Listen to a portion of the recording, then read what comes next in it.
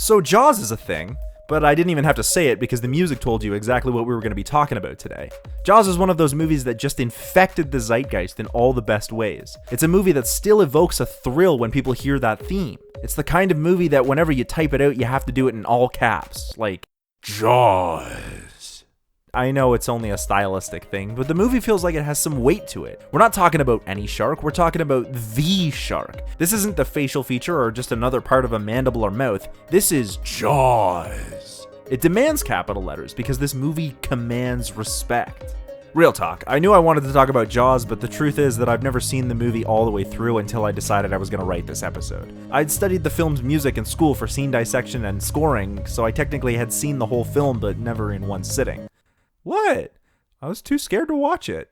But then I had to watch The Shining for another project, and I figured if I could watch that piece of nightmare fuel, then I could get through Jaws. And it's surprisingly not that scary. I mean, there are a few jump scares that really work, but overall it feels more like a man versus nature narrative, like an adventure more than a horror movie. Don't get me wrong, the movie still has its share of suspense, but it was really kind of epic in scope rather than a creature feature.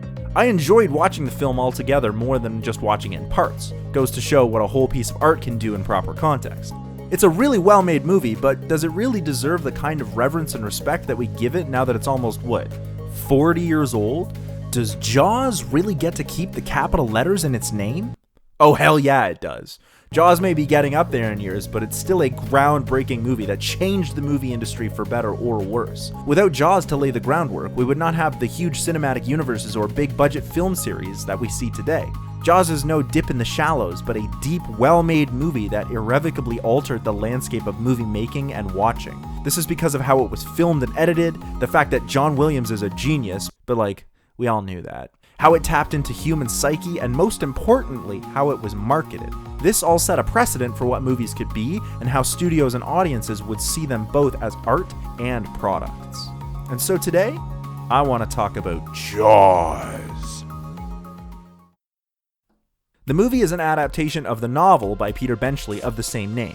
The book was actually not published yet when the execs at Universal got their hands on it and realized that it had big movie potential. Several directors were considered before the up-and-coming Steven Spielberg read the script and asked to be considered. Spielberg had already made a few films, so he was a known quantity, and the resemblance between the predatory shark in Jaws and the antagonistic truck in Spielberg's Duel did not go unnoticed. The studio reasoned that Spielberg's new ideas could only be a boon to filmmaking, and so they gave him the go-ahead to direct Jaws.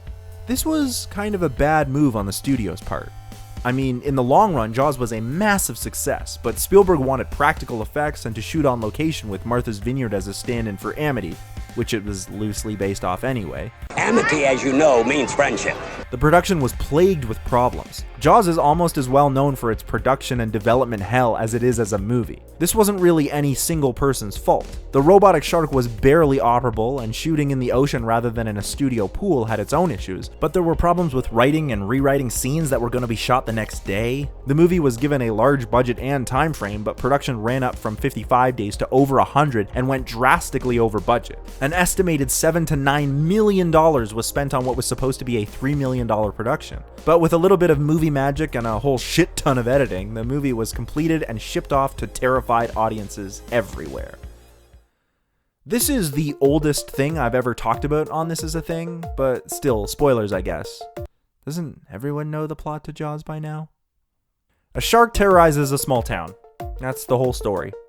Okay, I'm joking, but that really is the basis for the plot. New police chief Martin Brody discovers a young girl's body found on the beach, and the likely culprit is a shark. Local business owners push back against going public because of the impact it will have on tourism, so Brody opts to keep the information quiet. Afraid of water himself, Brody keeps an eye on the proceedings at the beach before the 4th of July weekend in the hopes that nothing will happen, but a young kid is killed. With the help of Matt Hooper, a scientist from the Oceanographic Society, Brody tries to convince the town to shut down the beaches. After some fishermen find a shark, the town claims it to be the killer, but Hooper is not convinced. He reasons that the damage he saw on the victims is consistent with a much larger shark, and lo and behold, the shark swims into a smaller sheltered bay and kills a man right in front of Brody's son. With nowhere else to turn, Brody and Hooper hire the shark fisher, Captain Quint, and his boat, the Orca, and head out onto the ocean to hunt the man-eating shark. The three have a few encounters with the shark and even manage to attach fishing barrels to the shark, but are never able to kill the deep-sea mastodon. In the night, the shark attacks again, damaging the boat. Now with a weakened engine and the boat sinking, the three men are desperate to capture the shark and try a shark cage, but Hooper is attacked and appears to be eaten. Quint gives his life to try and kill the carnivorous leviathan, but he is also eaten. Gross. Finally, on the floating remains of the Orca, Brody shoots at a tank of compressed air, causing an explosion of water, blood, and big fleshy shards. Hooper then returns to the surface, and he and Brody swim the remaining distance to shore. Despite the developmental delays and myriad of issues that Jaws faced, both audiences and critics raved about the movie because it turns out that the mechanical shark failing constantly was actually a blessing in disguise. The shark, or Bruce as it was nicknamed, probably not affectionately, and probably with a profanity or two attached, was this giant mechanical tangle of hydraulics and moving parts that was developed and shipped out to New England from California. It was supposed to be the main feature of Jaws by representing the brutal might and sure instinctual violence of a monster. Except it didn't work. Like, ever. Most of the time that the shark was set to be on screen, it malfunctioned. Because Bruce was uncooperative, Spielberg opted to film as much as he could both with and without the shark. The fishing barrels turned out to be a great way to show the movements and proximity of the creature while keeping its exact location unknown. And for the rest of it, keeping the camera above the water or having the camera shoot from the shark's perspective was a creative way of getting around having to wait for the mechanical puppet to actually function. With so many different takes, Spielberg gave himself a lot of footage to make the shark work within the film. But where the movie really came together was in the editing.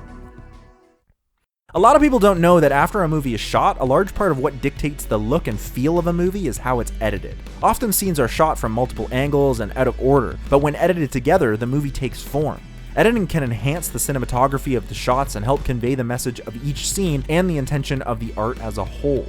Jaws was edited by an absolute legend in the industry named Verna Fields, who went on to win several awards for her work on this film. And that was because she constantly pushed for less and less shark. In the entire runtime of a 2-hour movie in which the shark is arguably the main character, we don't actually see the damn thing until 60 minutes in, and not fully until the 78-minute mark. You'd think that a movie about a shark would have some spectacular scenes of the shark brutally ripping people in half, a la the T-Rex in Jurassic Park. But because Spielberg took so much footage, there was enough that the story could be told without needing the poorly functioning shark to be on screen. Fields understood the visual story of the movie, and that seeing less of the shark helps create this feeling of tension. The shark is never on screen for longer than it takes to realize it's there. Audiences were not capable of anything but reaction because of the sudden cut to and then away, or the fact that a shot only showed bits and pieces of the shark. This kind of storytelling is only done in editing, and it's such an important part of how films work, and so underappreciated by audiences. But in a movie like Jaws, it's easy to see the impact. The one problem with not having the shark on screen is how to tell audiences that the shark is present. In horror movies, this sense of dread or terror is almost always done through music. Jaws is one of the most iconic pieces of film music, and possibly music in general in the West. Almost any person of any age can hum the Jaws theme. They might not know what it is explicitly or where it's from, but they understand what it represents on some level. And this is of course because John Williams is a goddamn genius! Williams' role in the film industry was much like Spielberg's at the time. He was known for his work, but was not famous. Spielberg and Williams had previously worked together on the Sugarland Express, and Spielberg was confident that Williams would be able to bring the tension the shark would require. But instead of delivering a tense piece of music with the heavy use of atonality to create an eerie, unsettling feeling, Williams instead came back with a simple 2-note rhythmic pulsing of E to F. This repeated bass line, or ostinato, was like the shark itself. It was deep in the register and primal in both its rhythmic and harmonic qualities. The E and F notes sit right next to each other in the Western music system, and create an interval called the minor second, which is often used to create tension as melodies move between chords. But because the pattern repeats and there's no indication as to which note is the resolution, the repetition only serves to induce anxiety. And it could be pushed further. Instead of just creating a sense of dread, the theme could also be sped up or slowed down, or a different note could be added to mimic the shark's behavior. This served not only to create the mood Spielberg wanted to show when a shark was going to attack, but in essence, this theme became the shark itself. The way this theme is used is even taught to the audience through reinforcement. During the first shark attack, we hear the theme, probably the most iconic version both visually and sonically. and again on the beach. But during the entirety of the fake shark prank, the theme does not play at all. In fact, there's almost no scoring during this part.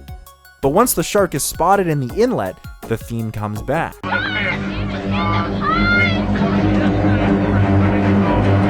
The theme is the shark, but only while the story is on land. Because once Hooper, Brody, and Quint are on the ocean, the rules change. We're out at sea now. This is the shark's territory. You never know when the shark is going to show up. Williams throws the rules he spent teaching to the audience in the first half right out the window. The crew of the Orca does have an encounter with the shark, but we only get scoring as the line on the rod moves. The shark isn't going to attack or show up because there's no theme, so we're safe. Phew. So then the crew goes about their business. Brody is told to go back to chumming the water and Hooper to drive the boat while Quint does his sailor stuff. They argue about whose job is what, and the camera cuts to Brody chumming, and he makes a joke. Come on down and chum some of this shit. And just like that, without warning, the shark is visible. He just shows up. He just fucking shows up, and people lost their goddamn minds.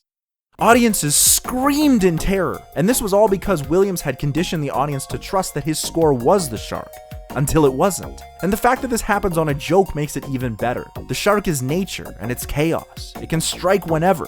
I know the shark is coming in this scene, and I still jump every time. Williams created an iconic theme that was so visceral, it permeated pop culture in a way that hadn't been done since Bernard Herrmann's shower scene from Psycho. So Williams successfully made Jaws scary, but he'd also introduced an entirely orchestral score to audiences. This was the first major film in a long time that did not use any kind of popular song or vocals in any of its scoring. Moreover, although it's not necessarily tonal, the Jaws theme is hummable and recognizable. Williams reintroduced the leitmotif into movie music. Jaws was a significant moment in film music because music could be used to tell the story depicted through melody and leitmotifs rather than only through harmonic texture. Jaws was a horror movie, or at least a thriller, so the music is menacing and suspenseful, but it's still singable. Williams had made a score that was both instantly recognizable and yet could still scare people. And oh boy, did this movie scare the absolute shit out of people. There were reports that people were peeing in their seats from watching this movie, it was so frightening. Particularly in the scene I just mentioned. I don't know if this is actually true, but you could probably claim it. One or more people probably urinated during the course of this movie's runtime. Pee or no pee, this movie seemed to affect people in a way that was different from other movies. Or as the kids put it, this shit hit different. Scholars have tried to explain what social phenomenon or political ideas might have caused the popularity of the movie, but I think in this case there isn't a philosophical or deep theoretical reason for why Jaws tapped into the zeitgeist. I think it's purely an instinctual reason, which is that sharks are fucking scary, dude.